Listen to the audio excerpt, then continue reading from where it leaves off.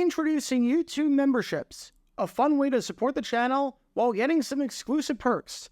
Click the join button to become a member now and get benefits like badges next to your name on videos, behind-the-scenes photos, advantages during the live trivia game, discounts on merchandise, private one-on-one video chats, the ability to request future video topics, and exclusive 8 to 10 minute videos on the history of the NFL.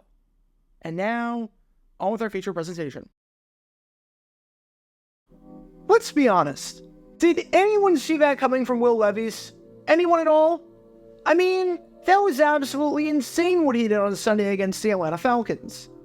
If you're watching this video at the time that it came out, in just a couple of hours, we're going to see Levis try and do it again in front of a national audience on Thursday Night Football against the Pittsburgh Steelers.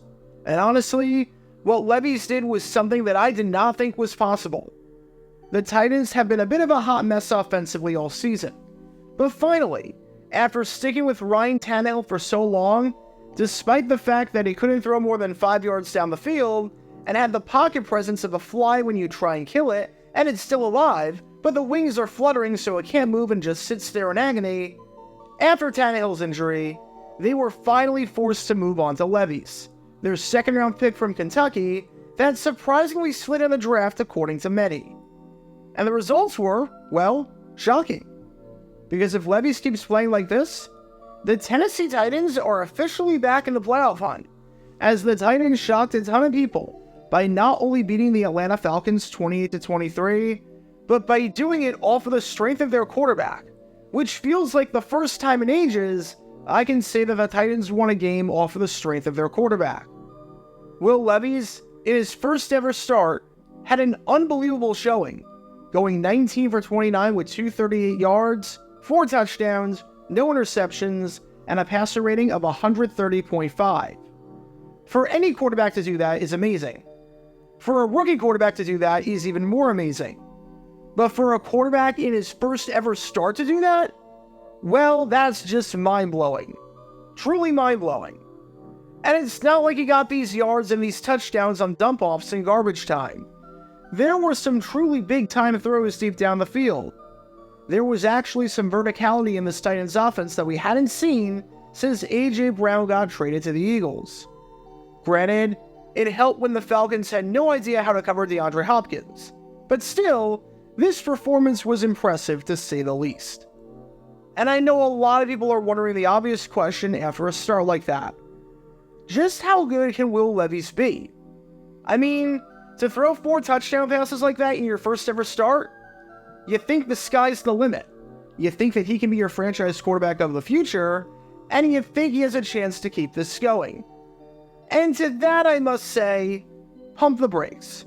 Because it might surprise you to find out that even though Will Levis had a historically good start and an unbelievable first game, that history is not on your side.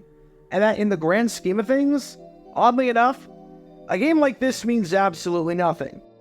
Obviously, in no way am I saying that it would have been better for Levis to throw no touchdowns and 4 picks. Obviously, in no way am I saying that Will Levis is not the guy, because I don't know how you can look at that performance and not be excited for what can potentially happen. But what I am saying is that of the guys to do what Levis did, you might be surprised to find out that he's not in the greatest company in the world. Here's what I did. It's pretty straightforward with no random qualifiers, no bizarre cutoff dates, and nothing of the sort. I looked at every quarterback who in their first ever start threw 4 touchdown passes. That was it.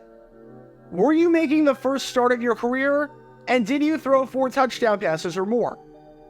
Then, I just wanted to see how their careers lined up the rest of the way, and whether this was a good sign of things to come, or whether the quarterback fizzled out as quickly as they arrived onto the scene. And folks, the numbers and the history might surprise you on this one. Like, really surprise you. Because on Sunday, in that game against the Falcons, Will Levis became the 6th quarterback in NFL history to throw for 4 touchdown passes in his first career NFL start. And of the other 5 to do it, well, it's not exactly a list you want to be on. Titans fans might know that feeling all too well, because prior to Levis, the last guy to do this was a man by the name of Marcus Mariota back in 2015. Remember his unbelievable debut in Week 1 against the Tampa Bay Buccaneers? Remember that battle between the number 1 pick and the number 2 pick in Jameis Winston and Marcus Mariota? And how Mariota completely took Winston to school? That game for Mariota was unbelievable, as in a 42-14 win, he went 13 for 15, throwing 4 touchdown passes and no interceptions. When you complete the Dawson and throw more touchdowns than picks, and do it in your very first game, that is unbelievable, and it's no surprise after the game that he finished with a perfect passer rating of 158.3. It does not get higher than that. However, it was all downhill from there for the former 2nd overall pick in the draft. He ended his career in Tennessee with a losing record, going 29-32, and ended his NFL career, assuming he never plays again, with a 34-40 record. Despite being in Tennessee up until the 2019 season, playing 5 seasons with the Titans, in those 5 seasons, he was never really anything to write home about. From 2015 to 19, Mariota made 61 starts, making him one of 16 quarterbacks to make at least 60 starts. And among those 16 quarterbacks, Mariota ranked dead last in passing yards and dead last in passing touchdowns. In fact, to give you an idea of just how far behind Mariota was compared to his peers after that amazing debut against the Bucs, here's a look at all 16 of those quarterbacks and how many touchdowns they threw. Just about everyone was at 100 or more touchdowns, with the average being somewhere in that 130 ballpark. And Mariota is on an island over there at 76, well below Blake Bortles, which is telling you something, not just because it's Blake Bortles, but because Bortles did not even start a single game in 2019. So yeah, that was a false hope for Titans fans to say the least. But Mariota was not the only quarterback to do this in the 21st century. In fact, the Titans were on the losing end of this back in the 2001 season, when an undrafted quarterback by the name of Todd Bowman, at the age of 29, made his first career start against the Titans and tore them apart. Now, Bowman had thrown some passes in 2 NFL games before, but this game against Tennessee was his first ever start, and man did he look good in it, as in a 42-24 victory, Bowman went 21 for 31, completing 68% of his passes for 348 yards, 4 touchdowns, and a passer rating of 131.5. As for what Bowman was able to do after that, well, it was a whole lot of nothing. The rest of his stint with the Vikings was unremarkable to say the least. Over the rest of the season, before Dante Culpepper came back, he went 18 for 41, completing just 43% of his passes and losing both of his remaining starts. Eventually, he wound up on the New Orleans Saints, where he threw 3 touchdowns and 7 interceptions and didn't win a single game for the team. And besides a bizarre stint in Jacksonville in 2010, where he was basically signed off of a tractor to try and beat the Chiefs, did nothing else of note in his career. After that game against the Titans, Bowman went 0-6 as a starter with 7 touchdowns, 11 interceptions, and a passer rating of 61.7, a solid 20 points below the league-wide average at the time. But maybe things were better for this man right here, Detroit Lions quarterback Eric Hipple. Hipple was a 4th-round pick from the 1980 NFL Draft, and got his first ever start under the lights on Monday Night Football against the Chicago Bears in Week 7 of the 1981 season. To say that he delivered under the pressure would be an understatement, as in a 48-17 rout against their NFC Central rival, he threw for 336 yards, 4 touchdowns, no interceptions, and had a passer rating of 140.4. It was a performance that truly was straight out of nowhere, and it was good enough to earn him the starting job for the remainder of the season. As for how Hipple would do after the game, well, he was definitely one of the weaker starting quarterbacks in football for the remainder of his tenure with the Lions. Over his career, Hipple started 57 games from 1981 to 89. There were 31 quarterbacks from 1981 to 89 to start at least 50 games, and of those 31, Hipple was one of the worst.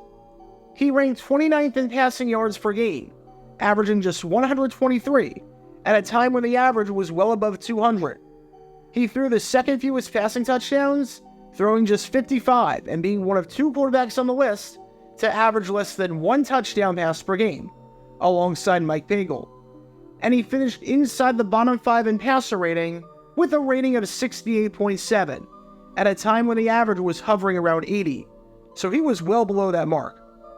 There was no season where he was inside the top 10 in passing yards or passing touchdowns, and not once, even in 1981 despite that hot start, did he have a season where he threw more touchdowns than interceptions, even though this was the standard by the 1980s, especially in the second half of the decade. Not good after such a hot start. Prior to Hipple, we had this man right here, Miami Dolphins quarterback John Stofa, who accomplished this feat with the expansion team in the AFL back in 1966. The 1966 season was a rough one for the Dolphins, as they went just 3-11 and struggled finding a quarterback between guys like Dick Wood, George Wilson, and Rick Norton. However, at least they ended on a high note, as in the final game of the season, John Stofa, an undrafted man out of Buffalo, made his first career start and guided the Dolphins to a 29-28 win thanks to a 307-yard, 4-touchdown performance. The bad news was that after the game, he did not do much of anything. He started just 8 more games over the rest of his career, and across those games, got sacked 24 times, taking an absolute beating while completing just 46% of his passes and posting a passer rating of 57.9 while throwing more touchdowns than interceptions. For some perspective, from 1967 to 70, there were 49 quarterbacks to start 8 games across the NFL and the AFL. Of those 49 quarterbacks, Stofa ranked 40th in completion percentage, 45th in passing yards per game, and 35th in passer rating. So he was one of the worst quarterbacks in football that got to see the field on a semi-regular basis. And prior to Stofa, the only other player to do this was this man right here, Baltimore Colts quarterback Gary Quazzo. You can learn more about him and his career by clicking the card in the upper right corner. The scary part with this list is that Quazzo had the best career out of anyone. He was the only quarterback to have a winning record, and that's because he was carried by his defense. So if you're on a list, and the top person on the list is Gary freaking Quazzo, it might not be a great list to be on. After being the backup to Johnny Unitas for years, he got a start in a 1965 game on the road against the Minnesota Vikings, and had what can only be described as one of the greatest games by any quarterback in NFL history at the time.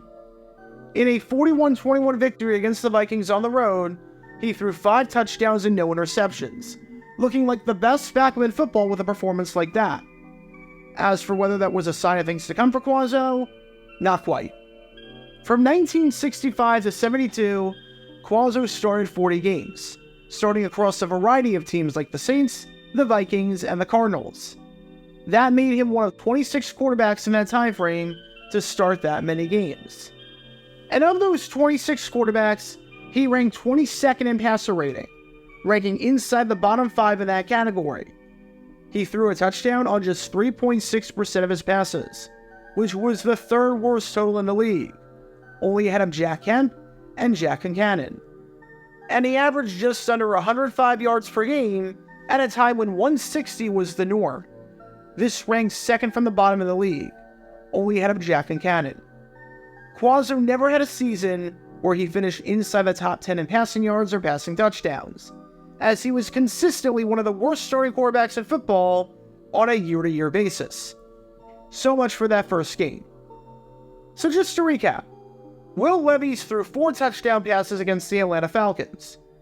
Of the other quarterbacks to throw 4 touchdowns in their first ever start, you've got Marcus Mariota, Todd Bowman, Eric Hipple, John Stofa, and Gary Quazzo. Stofa and Bowman were never more than backups for most of their careers, and never did much of anything. And of the other 3, Mariota, Hipple, and Quazzo were starters in the bottom tier of football that you never really feared, and were consistently below the league-wide average in every major passing category. I don't think there was ever a time where any of the quarterbacks on the list were comfortably in the top half of the league. Combined, the quarterbacks have no Pro Bowls or All-Pros to their name, no accolades to their name, and outside of a 2016 season by Marcus Mariota, no seasons where they ranked inside the top 10 in their respective league in passing yards or passing touchdowns. Safe to say, that is not good company to be in. And again, I want to make this very clear. The sample size here is 5. Will Levis is the 6th. I'm not saying, and in no way whatsoever am I saying, that Will Levis is going to flame out like every other quarterback on this list and be either a really good backup or a low-end starter for the rest of his career. The throws he was making were impressive and were right on the money, and there was a lot to like about it. All I'm saying is that maybe we need to pump the brakes just a bit, because history shows that just because you threw 4 touchdowns in your first game doesn't mean it's going to carry over the rest of the way. And just because you threw 4 touchdowns in your first ever start doesn't mean you're going to be any good going forward. Could Will Levis be the outlier on this list and be the one that breaks the trend and becomes a really good quarterback who got off to a hot start and continue that for the rest of his career? Absolutely. Could Will Levis be like every other quarterback on that list and be like Marcus Mariota and Eric Hipple and guys who did nothing of note after their debut and kind of stunk the rest of the way? Absolutely. Again, it's one game. One really good game at that, but it's one game. But for the first time all season, after that performance by Will Levis against the Falcons, there is hope in the Music City. As for whether Will can will his way off this list, or will his way to being one of the best quarterbacks in football, well, that remains to be seen. Get your official Jaguar Gear 9 merchandise by going to jj9shop.com, and be sure to like and subscribe, as it really helps the channel out a lot. Join me every Wednesday night where we'll play NFL Trivia for cash prizes at 9 p.m. Eastern over on Twitch. To learn more about the history of college football, subscribe to Jaguar Gator 8. To learn more about the history of Major League Baseball, subscribe to Jaguar Gator 7. Also, special thanks to all of our Patreon supporters for helping out the channel. Your support is greatly appreciated. See how you can become a patron and request future video topics in the description below.